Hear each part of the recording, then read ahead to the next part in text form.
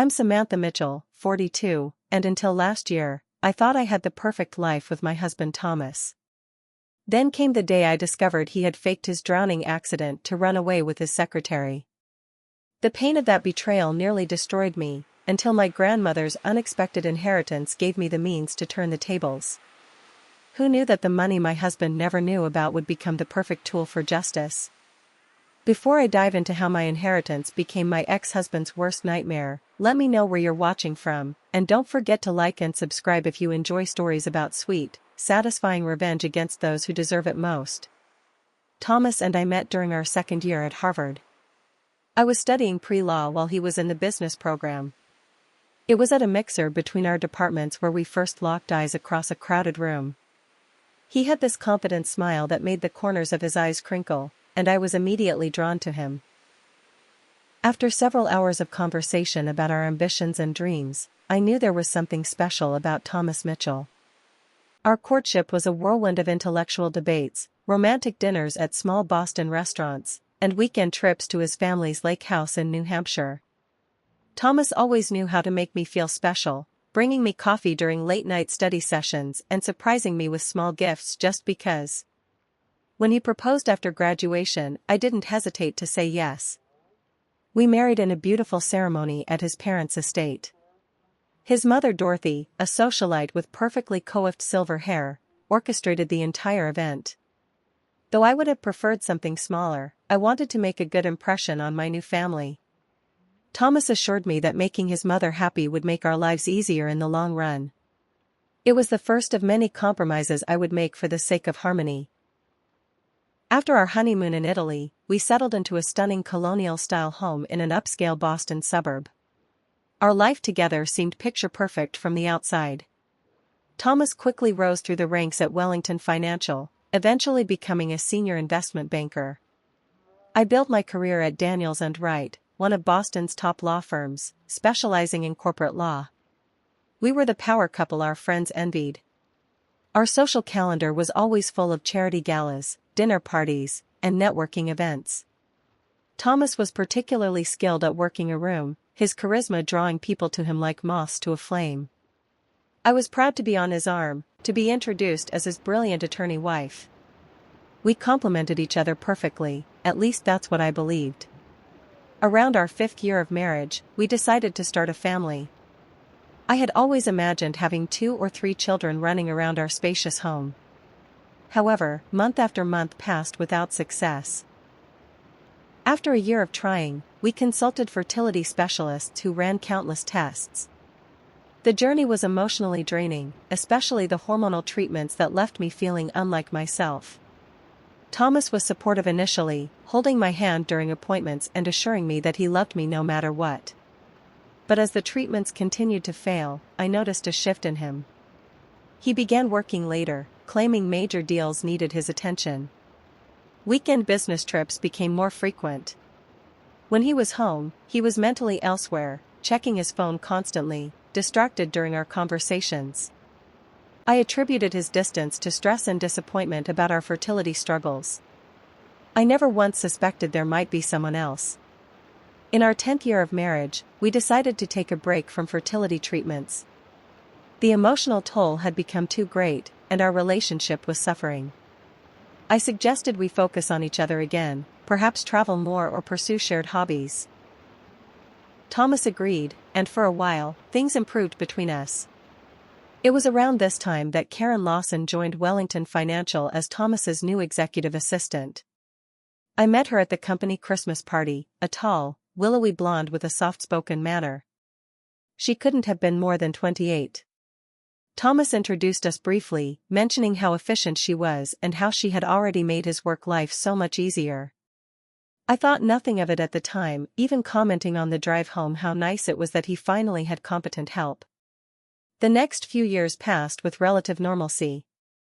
We settled into a comfortable routine, though the spark in our marriage had dimmed somewhat. I chalked it up to the natural evolution of a long-term relationship.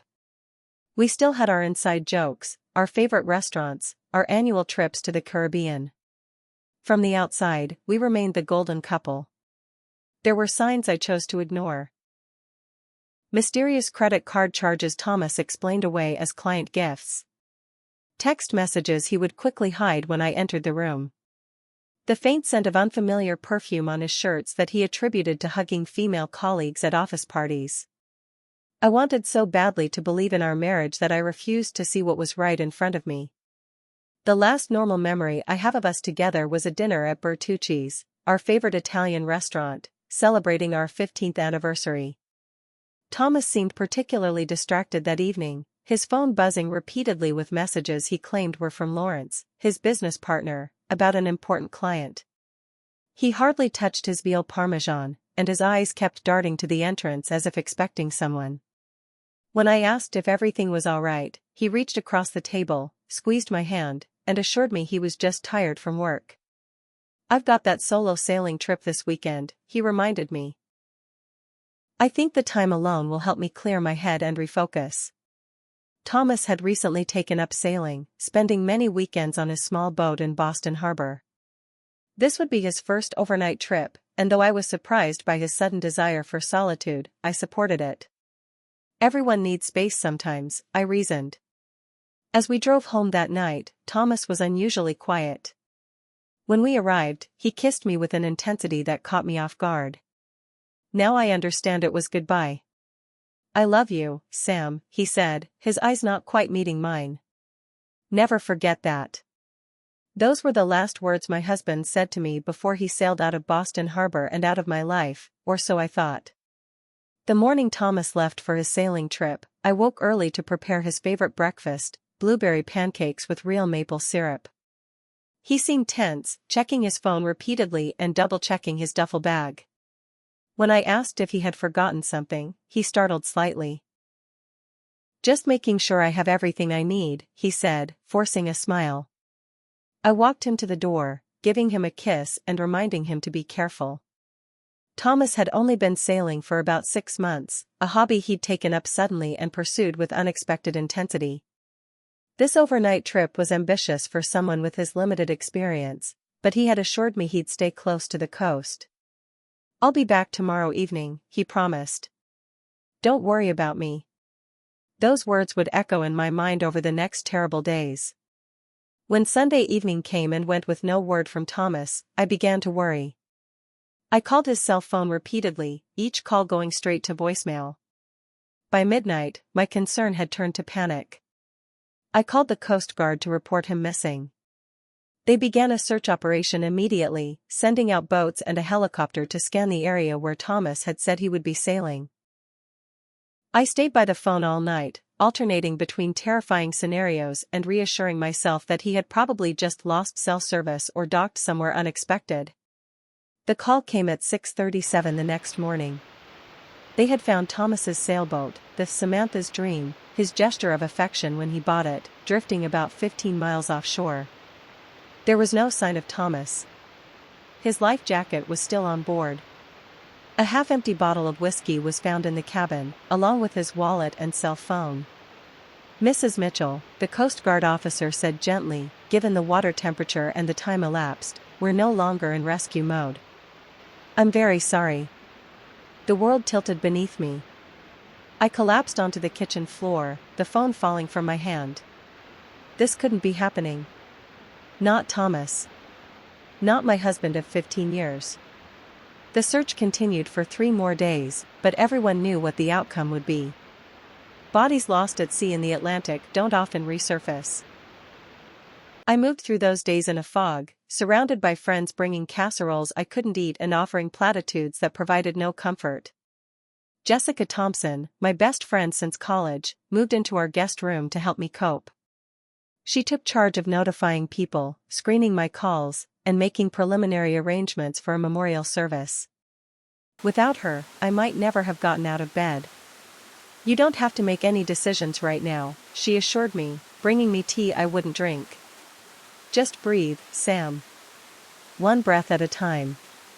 Thomas's business partner, Lawrence Wilson, arrived at the house the day after the boat was found. He expressed appropriate shock and grief, but something about his demeanor struck me as odd even through my haze of despair.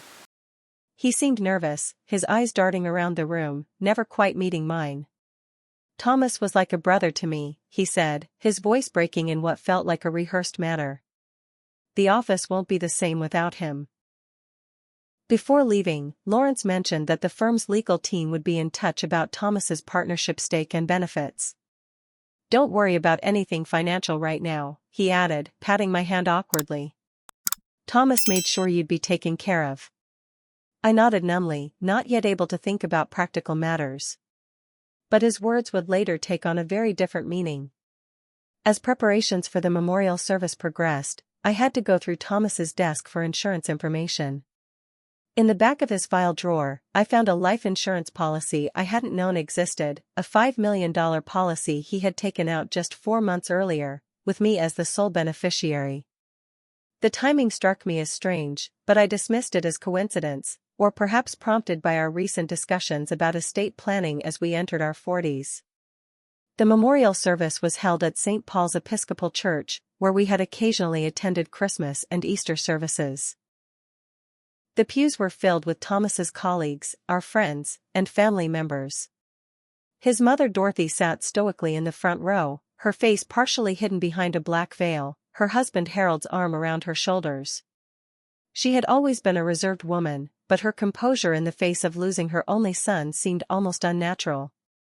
As people stood to share memories of Thomas, I sat in a daze, their words washing over me without penetrating the bubble of grief surrounding me.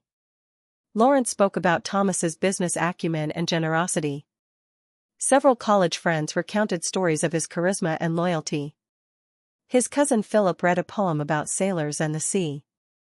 When it was my turn to speak, I walked to the podium on legs that felt like they might give way at any moment. I looked out at the sea of sympathetic faces and suddenly felt a wave of dizziness overtake me. The room began to spin, the faces blurred, and everything went black. I woke up in the church office, lying on a small sofa with Jessica holding my hand and a paramedic checking my vital signs. The memorial had continued without me, I was told, as Dorothy had insisted it was what Thomas would have wanted. That night, alone in our bed for the first time since the news, I clutched Thomas's pillow to my chest and breathed in his fading scent. Despite the exhaustion of grief, sleep eluded me. I kept seeing his face, hearing his voice, feeling the phantom touch of his hand on my cheek. How was I supposed to live in a world without him? How could I possibly move forward alone? I didn't know then that Thomas wasn't dead at all, that my true nightmare was just beginning. 3 months after Thomas's death, I was going through the motions of living. I had returned to work part-time, finding some solace in the familiar routines and mental challenges of my legal practice. My colleagues at Daniels and Wright had been incredibly supportive, allowing me flexible hours and reducing my caseload. The practice of law had always been my anchor, and I clung to it now like a lifeline in turbulent seas. Our house, now just my house, felt cavernous and empty. I had taken to sleeping in the guest room, unable to face our marital bed. Each night, I would fall into a fitful sleep only to wake gasping from dreams where Thomas was calling for help from dark waters. The insurance company had paid out the $5 million policy after the mandatory waiting period for presumed death by drowning. The money sat untouched in a separate account. I couldn't bring myself to spend a penny of it, doing so felt like final acceptance that Thomas was truly gone. One rainy Tuesday evening, I decided it was time to organize Thomas's financial papers. Jessica had been gently suggesting this task for weeks, pointing out that avoiding it wouldn't make the reality any less painful. Armed with a glass of Cabernet for courage, I sat at his desk in the home office and began sorting through statements and files. What I found made my hands tremble. There were withdrawals, large ones, from our joint savings account in the months leading up to Thomas's disappearance. $20,000 here. $35,000 there. Always just below the $50,000 threshold that would trigger extra bank scrutiny. Over 6 months, nearly $300,000 had quietly disappeared. With growing unease, I examined our investment portfolio statements. Several stocks had been liquidated. A vacation property in Vermont we had purchased as a rental investment had been sold just 6 weeks before the sailing accident, the proceeds wired to an account I didn't recognize. My legal training kicked in. I began making meticulous notes, creating a timeline of transactions. The pattern was clear. Thomas had been systematically moving assets for at least 8 months before his disappearance. But why? And where had the money gone? The next day, I called Thomas's mother Dorothy under the pretense of returning some family photos I had found. When I arrived at her elegant Beacon Hill townhouse, she greeted me with a cool kiss on each cheek. "Samantha, darling, you look thin," she said, ushering me into her immaculate living room. "Are you eating properly?" We exchanged the expected pleasantries as her housekeeper served tea in delicate porcelain cups. Dorothy had always been perfectly polite to me, but there had always been an undercurrent of evaluation in her interactions, as if even after 15 years of marriage, I was still on probation as her son's wife. "I've been going through some of Thomas's papers," I said carefully, watching her face. "I found some financial transactions I don't understand." A flicker of something, alarm, crossed her features before her society mask slipped back into place. Financial matters were always Thomas's domain, weren't they? "I'm sure whatever he did was with your best interests in mind." "That's just it," I pressed. "Some of these decisions don't seem to benefit me at all." "In fact, it almost looks like he was preparing," she supplied, then immediately looked as though she regretted the word choice. "I was going to say hiding assets," I countered, watching her closely. Dorothy set her teacup down with a slight clatter.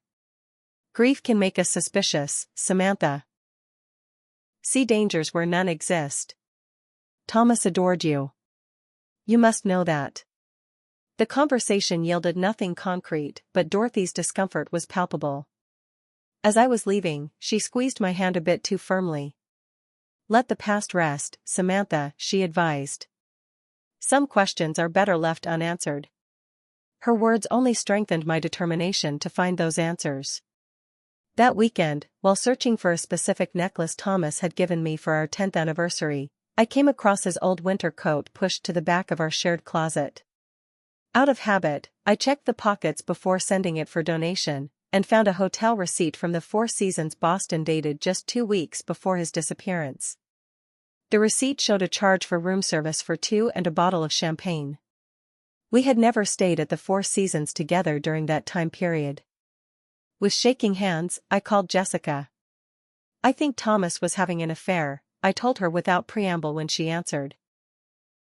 After a long pause, Jessica sighed. "I was afraid of this." "You knew?" I felt a fresh wave of betrayal. "I didn't know for certain," she backpedaled quickly. "But I had suspicions. About 6 months before the accident, I saw Thomas at Sorellina. Sorellina was an upscale Italian restaurant downtown, one of our favorites for special occasions. He was with a blonde woman," Jessica continued reluctantly. "They looked intimate, holding hands across the table. When I confronted him about it later, he said she was a client and he was just being attentive. I wanted to believe him, Sam. And without proof, I didn't want to hurt you with suspicions." My mind immediately went to Karen Lawson, Thomas's willowy blonde secretary. The pieces were starting to fit together in a disturbing new pattern. The next day, I made an appointment with Brian Murphy, a private investigator recommended by a colleague at my firm. Brian was a former Boston detective with salt and pepper hair and kind eyes that had seen too much. "I need to know what happened to my husband's money," I explained, sliding my folder of financial documentation across his desk. "And I need to know if he was having an affair with his secretary before he died." Brian reviewed my materials thoughtfully. "This does show a pattern consistent with someone moving assets offshore or creating a nest egg for a major life change," he acknowledged. "I'll need a retainer to begin the investigation." I wrote him a check without hesitation. "Find out everything," I instructed. That evening, as I was ordering takeout for another depressing new normal, my phone rang with a number I didn't recognize. "Samantha? It's Grandma Evelyn." My grandmother lived in a retirement community in Naples, Florida. We spoke occasionally on holidays, but weren't particularly close. My mother had died of breast cancer when I was in college, and while Grandma Evelyn had always been kind, she was not the warm, cookie-baking type of grandmother depicted in movies. "Is everything okay?" I asked, immediately concerned by the unexpected call. "Not particularly," she replied with characteristic directness. "My doctor says my heart is failing. I'd like you to come visit while I'm still lucid enough to recognize you." 2 days later, I was on a flight to Florida, grateful for the distraction from my investigation and the oppressive emptiness of my house. Grandma Evelyn's retirement community was upscale but understated, much like the woman herself. At 87, she remained sharp-minded and impeccably put together, though her physical frailty was evident in her slow, careful movements. "You look terrible," were her first words to me as I entered her apartment. I couldn't help but laugh. "Thank you, Grandma. You always did know how to make a girl feel special." Her eyes softened. "I heard about Thomas. I'm sorry." She gestured for me to sit beside her on the sofa. "Your mother would have known what to say to comfort you. She was good at that sort of thing. I never was." Over the next week, we fell into an unexpected routine. I would help her with breakfast, then she would insist I go to the beach for a few hours to get some color in those cheeks. In the afternoons, we would play gin rummy while she told me stories about my mother as a young woman, stories I had never heard before. In the evenings, after helping her prepare for bed, I would sit on the balcony of her apartment, watching the Gulf of Mexico sunset while checking my email for updates from Brian. The distance from Boston and the gentle rhythm of days with Grandma Evelyn began to provide a different perspective on my situation. The raw wound of Thomas's death began to transform into something else, a puzzle I was determined to solve. On my 10th day in Florida, Brian called. "Mrs. Mitchell," he said, his voice carefully neutral. "I have some information you need to hear. Are you somewhere private where you can talk?" I stepped out onto the balcony, closing the door behind me. "I'm alone now." "What did you find?" His next words would change everything. "Your husband is alive, Mrs. Mitchell. He's living in Belize with Karen Lawson." "What did you just say?" My voice was barely a whisper as I gripped the balcony railing for support. "I'm sorry to be the one to tell you this," Brian continued, his voice steady and professional. "But there's no doubt. I have photographic evidence and multiple confirmations from local sources." The world seemed to tilt beneath my feet. Thomas was alive. The man I had mourned for months, whose memorial service had left me broken and inconsolable, whose clothes still hung in our closet, he wasn't dead at all. He had chosen to leave me. "Tell me everything," I managed to say, sinking into a chair. Brian had traced the missing money to a series of offshore accounts, eventually leading to a real estate purchase in San Pedro, Belize, a beachfront villa purchased 3 months before Thomas's disappearance. Local contractors confirmed they had been hired by an American man matching Thomas's description to renovate the property before his arrival. "I have an associate in Belize who conducted surveillance," Brian explained. "He obtained clear photographs of both your husband and Ms. Lawson at the property and around town. They appear to be living as a couple, using the names Tom and Karen Maxwell." "Send me the photos," I said, my shock beginning to transform into something harder and colder. Minutes later, my phone pinged with an email. With trembling fingers, I opened the attachment. There he was. Thomas. My husband. Very much alive, his arm around Karen's waist as they walked along a beach. Another showed them dining at an outdoor restaurant, laughing over cocktails. A third captured them kissing beside a small boat docked at a marina. The evidence was irrefutable.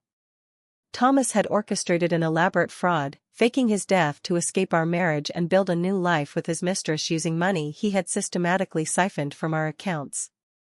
I don't remember much about the next hour. I know I was sick in Grandma Evelyn's bathroom. I know I cried until my throat was raw.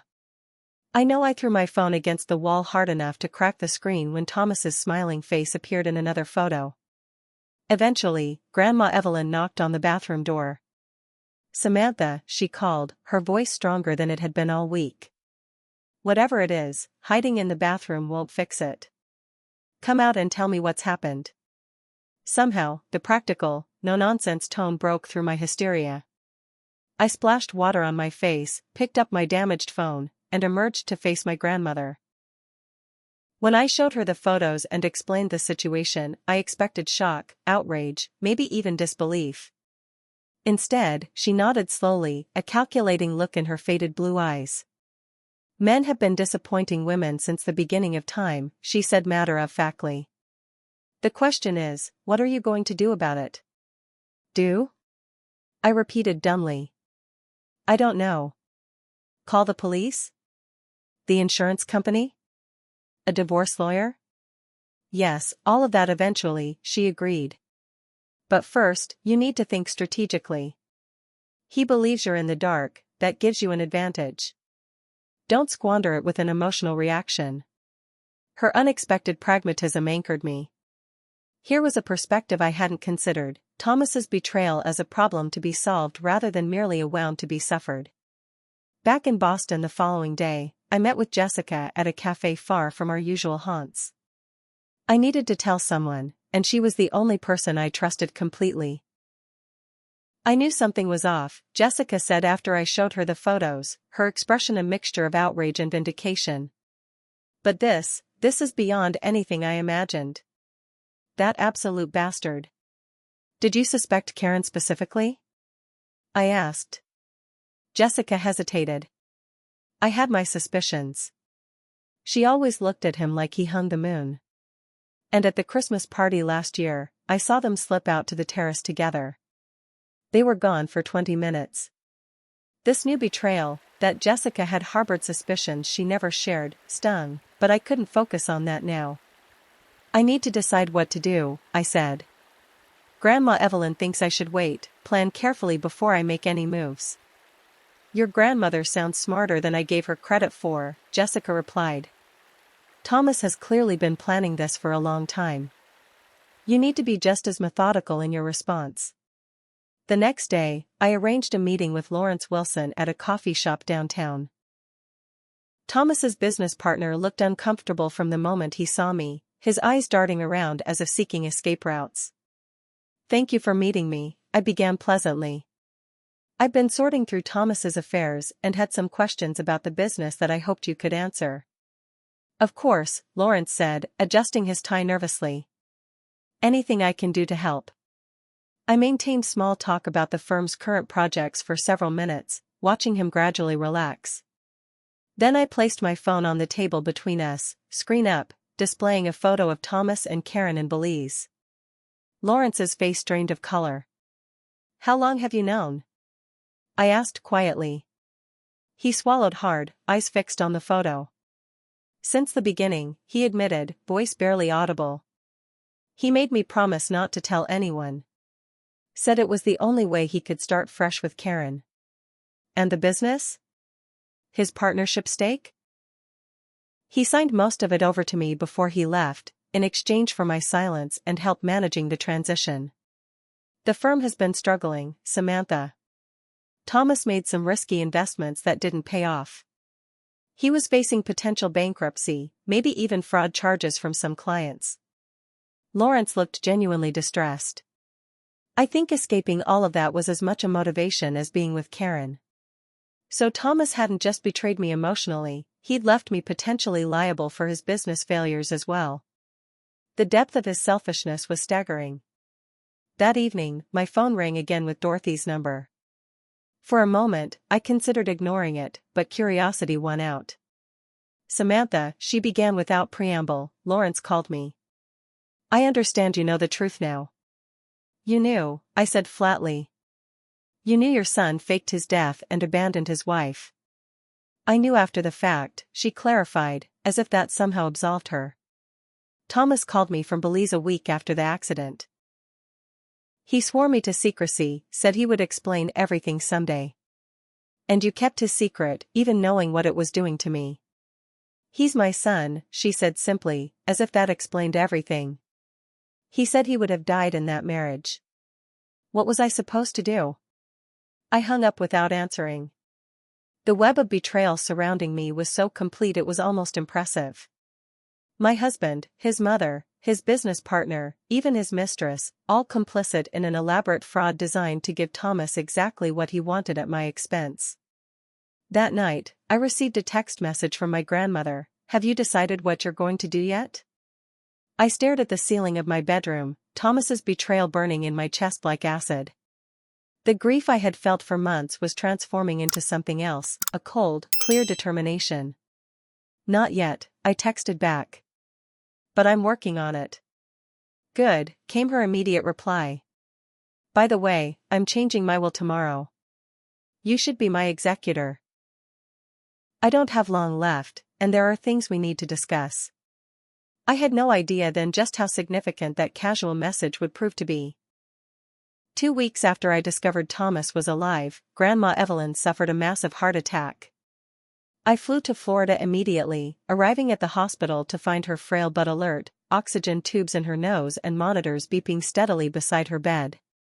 "Took you long enough," she greeted me, her voice weaker than before. "I came as soon as I heard," I replied, taking her thin hand in mine. "You're supposed to give me more warning for these things." A ghost of a smile crossed her lips. "I've never been good at following instructions." Despite the doctor's initial optimism, Grandma Evelyn's condition deteriorated rapidly over the next 3 days.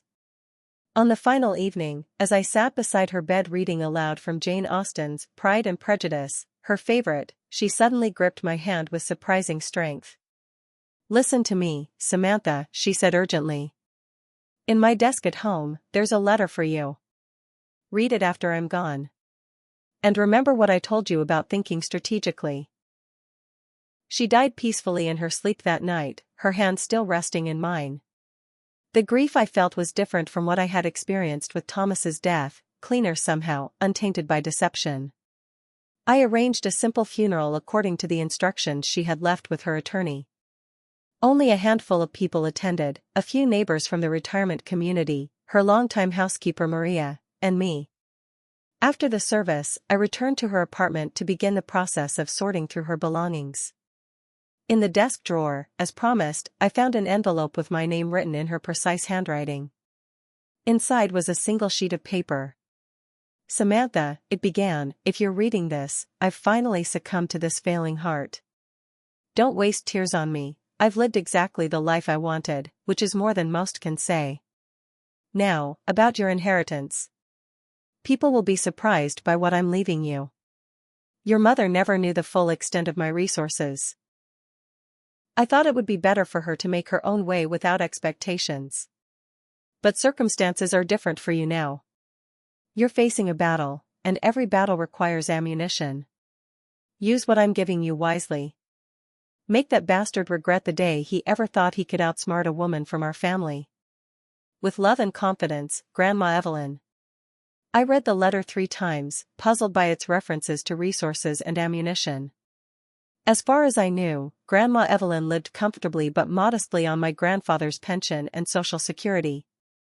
The next morning, I met with Gerald Franklin, her estate attorney, in his office overlooking Naples Bay. Gerald was in his 60s, with a distinguished gray beard and wire-rimmed glasses that gave him an academic air. "Mrs. Mitchell," he began, "I want to express my condolences for your loss.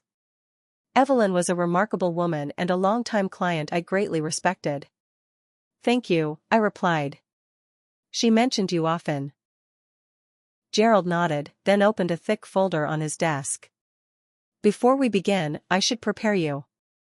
Evelyn's estate is substantial. More substantial than most people, including your late mother, ever realized." He proceeded to explain that my quiet, unassuming grandmother had been an early investor in what became one of the largest tech companies in America. A $50,000 investment in the 1980s had grown to over $12 million by the time of her death. Additionally, she owned significant real estate holdings in Florida and Arizona, bringing the total value of her estate to just over $15 million.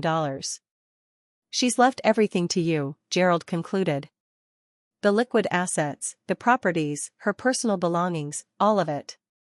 I sat in stunned silence, trying to process this revelation. My grandmother, who wore the same 3 cardigans in rotation and complained about the cost of fresh berries, had been a multimillionaire all along. There's one more thing, Gerald added, removing a sealed envelope from the folder. Evelyn left this for you with instructions that you read it privately. She was quite insistent about that. Back in my hotel room, I opened the second envelope with trembling hands. Inside was another letter, along with several financial statements and legal documents. Samantha, this letter began, by now Gerald has explained the basics of your inheritance. What he doesn't know is that I've been following your situation with Thomas more closely than you realized. Maria's grandson works for a cybersecurity firm, and with his help, I've learned quite a bit about your husband's current circumstances. The short version, he and his mistress are running out of money. The funds he embezzled from your accounts and his business are nearly depleted thanks to poor investments and lavish spending. According to their banking records, they have less than 3 months of liquidity left. Interesting timing for you to come into a substantial inheritance, wouldn't you say? Remember what I said about strategic thinking. All my love, Grandma E. Attached to the letter were detailed financial reports on Thomas and Karen's accounts in Belize, their spending patterns over the past 6 months, and projections of when their funds would be exhausted. My grandmother had essentially conducted her own private investigation parallel to Brian's. I called Brian immediately and filled him in on this unexpected development. His low whistle echoed through the phone. Your grandmother was one hell of a woman, he said admiringly. This changes the playing field considerably. I want you to keep monitoring them, I instructed. And I want to know the moment they start getting desperate.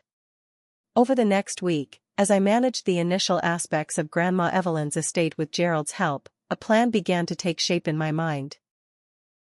The inheritance had given me not just financial resources but also something Thomas had stolen from me, power. Brian's next report confirmed what Grandma Evelyn's intelligence had suggested. Thomas and Karen were liquidating their remaining assets, selling jewelry and electronics. They had also listed their boat for sale and were attempting to secure a mortgage on their villa, which was proving difficult due to their limited credit history in Belize. Most interestingly, Brian discovered through a contact at the insurance company that had paid Thomas's life insurance policy that someone matching Thomas's description had been making inquiries about the process for correcting a mistaken death declaration in Massachusetts law. He's planning his resurrection, Brian explained. My guess is he'll claim amnesia or abduction, something that absolves him of responsibility while allowing him to return and potentially access whatever assets remain in your joint names. The final piece of my puzzle fell into place when Brian's Belize contact reported that Thomas's business in Boston, Wellington Financial, was on the verge of collapse. Lawrence had been unable to stabilize the firm after Thomas's departure, and several major clients had withdrawn their accounts following rumors of mismanagement. That evening, I sat on the balcony of my hotel room, watching the sunset over the Gulf of Mexico just as I had with Grandma Evelyn weeks earlier. But this time, instead of confusion and grief, I felt a growing sense of purpose and clarity. Thomas had orchestrated an elaborate deception to escape his responsibilities and build a new life with his mistress. He had left me to grieve, to pick up the pieces of our shattered life, all while planning to return when it suited him. He thought he had been clever. He thought he had won. But Thomas had never really known me, or my family. He had underestimated what a woman scorned was capable of, especially one with newfound resources and a cold determination to see justice done.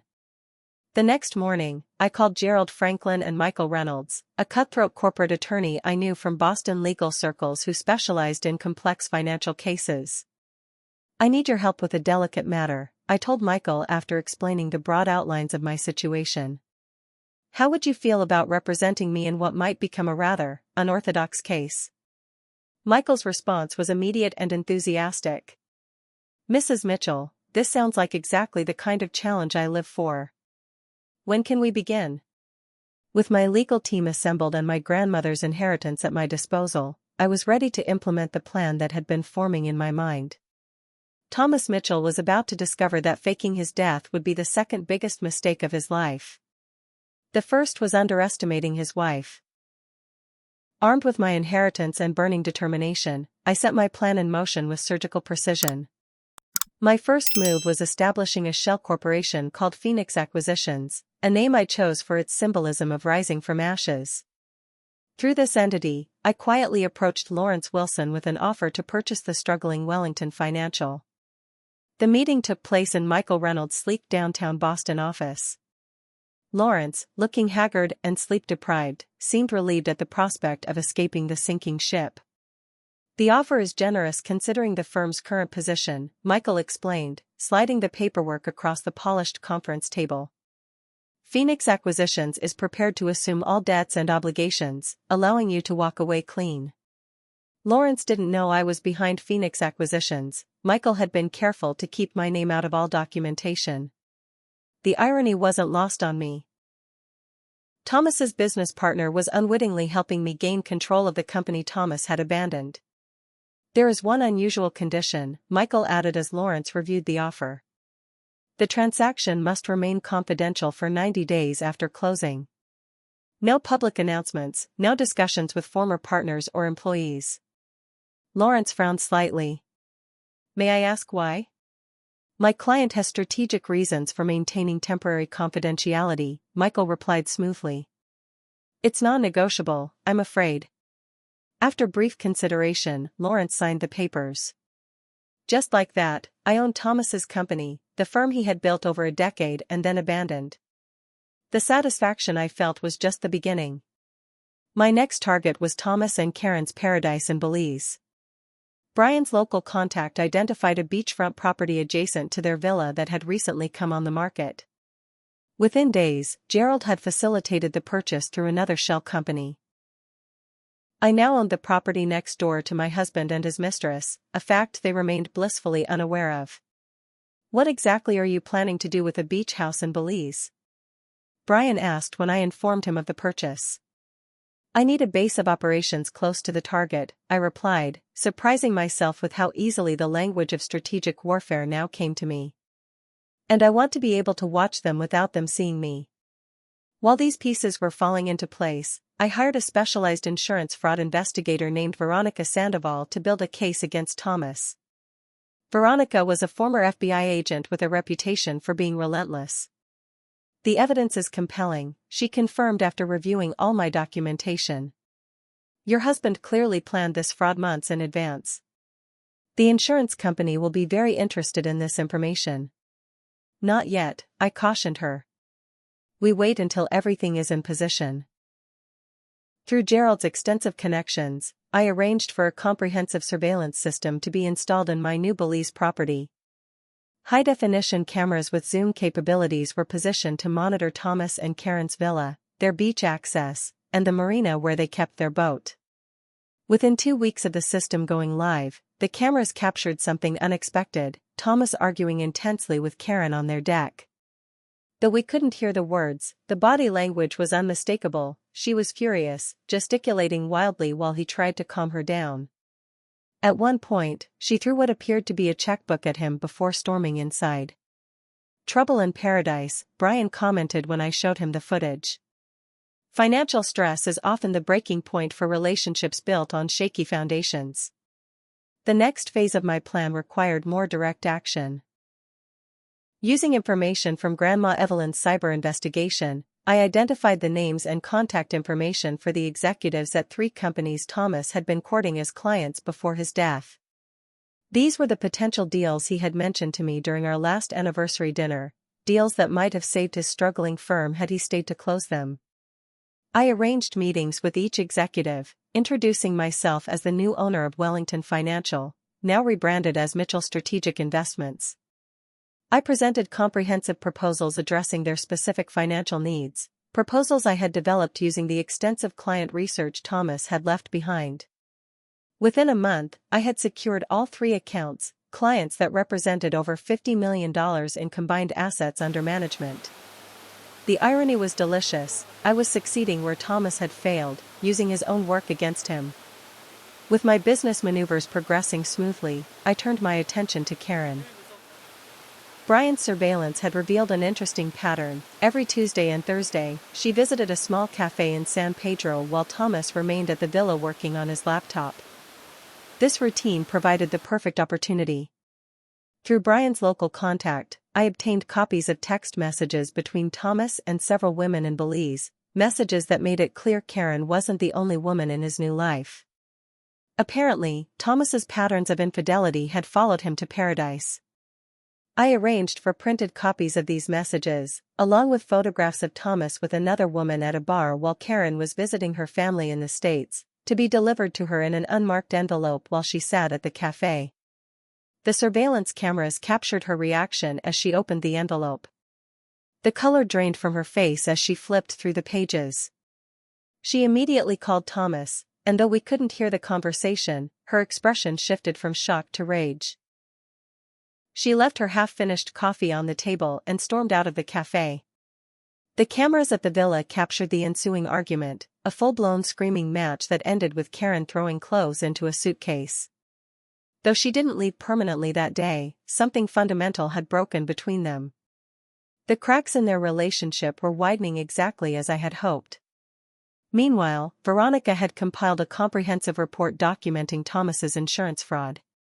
Rather than submitting it directly, I authorized her to send an anonymous tip to the insurance company's fraud investigation unit, including just enough evidence to trigger an investigation but not enough to resolve it quickly. "This will keep them busy for a while," Veronica assured me. "They'll start investigating quietly before making any formal accusations." The final piece of my strategy involved Thomas's planned resurrection. Through Gerald's connections, I learned that Thomas had consulted with an attorney in Belize about the legal process for returning to the United States after being declared dead. His plan appears to be claiming he was kidnapped by drug traffickers who discovered him adrift after a boating accident, Gerald explained. He'd claim he only recently escaped and made his way to the American embassy in Belize. It's far-fetched but not entirely implausible. "And the timing?" I asked. "Based on the attorney's notes, he's planning to implement this in approximately 3 weeks. Perfect. All my pieces would be in place by then." As my plan progressed, I maintained my normal life in Boston, working at my law firm, attending social functions, even dating occasionally. No one except Jessica, Brian, Gerald, and Michael knew what I was orchestrating behind the scenes. To the world, I remained the grieving widow slowly rebuilding her life. In reality, I was transforming from victim to strategist, from abandoned wife to avenging force. The woman Thomas had underestimated and discarded was gone. In her place stood someone new, someone shaped by betrayal but not broken by it, someone who had learned the power of patience and precise timing. 3 days before Thomas's planned resurrection, I boarded a private flight to Belize, another luxury afforded by Grandma Evelyn's inheritance. In my luggage was everything I needed for the confrontation I had been planning for months. As the plane took off, I closed my eyes and pictured Thomas's face when he realized exactly who he was dealing with. He had taught me an invaluable lesson about trust and betrayal. Now it was my turn to teach him about consequences. The Belize morning greeted me with humid warmth and a brilliant blue sky that seemed to mock the darkness of my purpose. I settled into my newly acquired beachfront property, watching through the surveillance cameras as Thomas and Karen moved through their increasingly tense daily routines. They barely spoke to each other now, the romance of their escape clearly soured by financial strain and revealed infidelities. According to Brian's intelligence, Thomas was scheduled to enact his resurrection plan in just 2 days. He had already made initial contact with the American embassy, laying groundwork for his fabricated kidnapping story. Tonight, however, he and Karen had reservations at La Perla del Caribe, an upscale restaurant where they regularly dined, perhaps a last attempt to salvage their failing relationship. It was the perfect setting for our reunion. I spent the afternoon preparing meticulously. I selected a striking red dress that Thomas had always loved, styled my hair differently than I had worn it during our marriage, and applied makeup that accentuated my features while subtly altering my appearance. I wanted to be simultaneously familiar and unrecognizable, a ghost made flesh. At precisely 8:30, I entered La Perla del Caribe and requested a table with a clear view of the entrance. The maitre d' seated me with a flourish, complimenting my dress and offering their finest champagne. I ordered a glass and waited, every nerve ending alive with anticipation. At 8:45, they arrived. Thomas looked thinner than in the surveillance photos, his formerly impeccable appearance now slightly disheveled. Karen, still beautiful but with tension evident in her posture, walked slightly apart from him, no longer the adoring mistress clutching his arm. I watched them being seated at a table across the restaurant, neither noticing me in the dimly lit corner. They ordered drinks and immediately began what appeared to be a tense conversation. The moment had arrived. I stood, picked up my champagne glass, and walked deliberately toward their table. Thomas was facing away from me, but Karen saw me approaching. Her expression shifted from annoyance to confusion to something approaching fear, perhaps recognizing me from photographs in Thomas's possessions. I stopped directly behind Thomas's chair. "Hello, Thomas," I said calmly. "You're looking remarkably alive for a dead man." He froze mid-sentence, his body tensing as if electricity had coursed through it. Slowly, he turned, his face transforming through a series of emotions: shock, disbelief, fear, and finally a desperate attempt at control. "Samantha," he managed, his voice barely audible. How did you find me? Did you really think you were that clever?" I asked, pulling out an empty chair and seating myself at their table uninvited. "That I wouldn't eventually discover the truth?" Karen's eyes darted between us, her complexion paling. "Tom, what's happening? Who is she?" I turned to her with a cold smile. "I'm his wife. His living, legally recognized wife." "I believe you know that, though, don't you, Karen? You helped him plan all of this." "I didn't," she began. "Let's not insult each other's intelligence," I interrupted. "You were his secretary. You booked his travel, managed his calendar, probably even helped him research Belize property laws. You knew exactly who I was and what you were doing." Thomas finally found his voice. "Sam, let me explain. Our marriage wasn't working. You were so focused on your career, on trying to have children." "Spare me the rationalizations," I cut him off. "You faked your death, Thomas. You let me believe you had drowned. Do you have any idea what that did to me?" "I never meant to hurt you," he said, the lie transparent in his eyes. "I just needed a fresh start." "A fresh start," I repeated, swirling my champagne.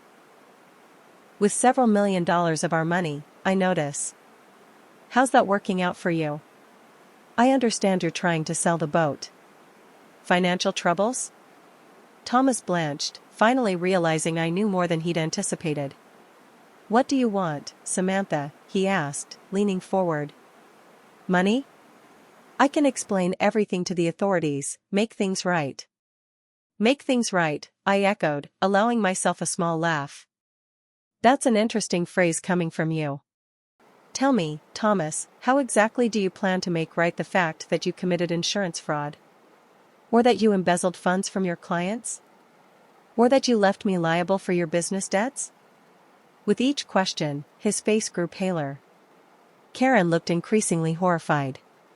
"Insurance fraud?" she whispered. "Tom, you told me the policy was just a small one for funeral expenses." "It was $5 million, I informed her. "Which reminds me. The insurance company's fraud investigation unit will be very interested in meeting both of you. They've been building quite a comprehensive case." Thomas's facade finally cracked completely. "Sam, please," he begged, reaching for my hand across the table. "We can work something out. I'll give you whatever you want. Just don't do this."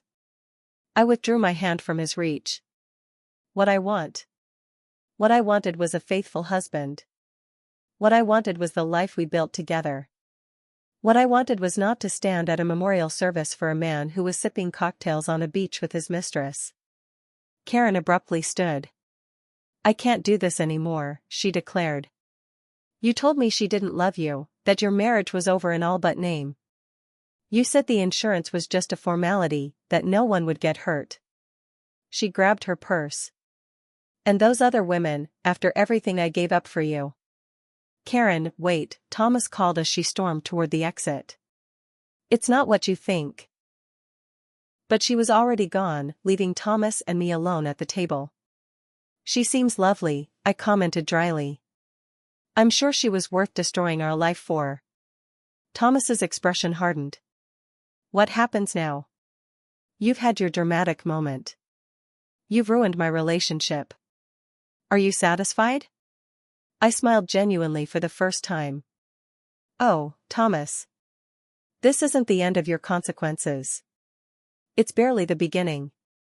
I proceeded to lay out, in precise detail, exactly what I had accomplished in the months since discovering his betrayal. I told him about Phoenix Acquisitions and my ownership of Wellington Financial. I described securing the clients he had been pursuing and the company's remarkable turnaround under my leadership. I explained about the shell companies I had established, the evidence I had gathered, and the case I had built against him. "The insurance fraud investigators will be here tomorrow," I continued, savoring his growing horror. "The embassy has been notified that the American citizen claiming kidnapping is actually a fugitive from justice. Oh, and your mother has been subpoenaed regarding her knowledge of your fraud. Apparently, the prosecutors are considering charging her as an accessory after the fact." "You wouldn't do that to my mother," he said, though without conviction. "I learned from the best, Thomas. You showed me exactly how far someone can go when they stop caring about others." I stood to leave, then paused. "One more thing you should know. Your neighbor in the yellow villa next door? That's my property now. I've been watching you for weeks, documenting everything. Karen already received copies of your text messages with those other women, by the way. That's why she's been so distant lately." Thomas's jaw clenched as the full scope of my actions became clear to him. "How are you doing all this? The shell companies, the property, where did you get that kind of money?" "That's the real irony, Thomas. If you had waited just a few more months before enacting your little disappearing act, you might have benefited from my inheritance. Grandma Evelyn left me everything, $15 million and extensive real estate holdings. She died never knowing what you did, but she gave me the means to ensure you would face justice." The look on his face, the realization that his timing had cost him millions, was worth every minute of pain I had endured. "Goodbye, Thomas," I said, placing my napkin on the table. "Enjoy your last night of freedom." The events that followed unfolded exactly as I had orchestrated. Karen left the island the next morning, returning to Boston where she later agreed to testify against Thomas in exchange for immunity. Thomas was arrested attempting to flee to Guatemala, the charges including insurance fraud, tax evasion, embezzlement, and filing a false police report. His mother Dorothy faced minor charges for her role in concealing his crime, ultimately receiving probation and a fine that depleted much of her savings. Lawrence Wilson cooperated fully with authorities, providing evidence that further strengthened the case against Thomas. Thomas ultimately pled guilty to reduced charges in exchange for returning what remained of the insurance money. He was sentenced to 8 years in federal prison, far from the paradise he had envisioned with Karen. As for me, I rebuilt my life with a clarity and purpose I had never known before. I expanded Mitchell Strategic Investments into one of Boston's most successful boutique financial firms, developing a specialty in helping women achieve financial independence after divorce or widowhood. In honor of Grandma Evelyn, I established the Carter Foundation for Women in Transition, providing resources and support for women rebuilding their lives after betrayal or loss. The foundation quickly became my passion, allowing me to transform my personal pain into purpose. I eventually sold the Belize property, its usefulness ended with Thomas's arrest. But I kept the photos of his face when he saw me at the restaurant, a reminder not of what I had lost, but of the strength I had found in myself when tested by betrayal. Thomas wrote to me once from prison, a rambling letter full of apologies and excuses. I never responded. Some betrayals are beyond forgiveness, and some chapters are better left closed. Instead, I focused on building a life filled with genuine relationships, meaningful work, and the knowledge that I had not only survived his betrayal but had emerged stronger for having faced it. The woman who had collapsed at her husband's memorial service no longer existed. In her place stood someone who understood her own power, someone who would never again be a victim. What would you have done in my situation? Would you have confronted your spouse differently, or do you think justice was served? Let me know in the comments below, and if this story resonated with you, please like, subscribe, and share with someone who might need to hear that even the darkest betrayal can lead to unexpected strength. Thank you for listening to my journey, and remember, sometimes what seems like an ending is really just the beginning of a better story.